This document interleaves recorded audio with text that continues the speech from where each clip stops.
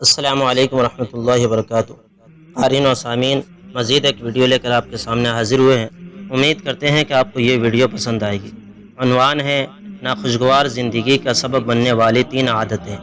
Number 1، ماضی و مستقبل کا سوچنا۔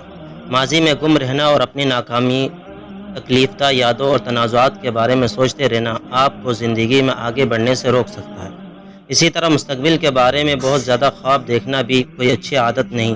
اگر ہم خوش رہنا چاہتے ہیں تو ہمیں حال میں زندہ رہنا سیکھنا چاہیے۔ نمبر 2، کمالیت کی کوشش۔ خوشی ہر چیز میں کمال یا پرفیکٹ بن جانے سے نہیں ملتی۔ دنیا میں کوئی بھی چیز مکمل نہیں تو پرفیکشن کی کوشش وقت اور توانائی کے ضیاع سے زیادہ کچھ نہیں۔ ہر چیز میں پرفیکٹ بننے کی کوشش آپ کی حالت قابل رحم بنا دیتی ہے۔ اس سے آپ کا ذہن بھی متاثر ہوتا ہے اور خود اعتمادی بھی کم ہو جاتی ہے۔ نمبر 3، اپنا اور دیگر افراد کا موازنہ۔ اپنی ذات کا دیگر افراد سے موازنہ بدترین عادات میں سے ہے۔ ہم اکثر ملازمتوں، گھروں، گاڑیوں، رشتوں، دولت، کپڑوں اور دیگر متعدد چیزوں میں خود کا دیگر افراد سے موازنہ کرتے ہیں۔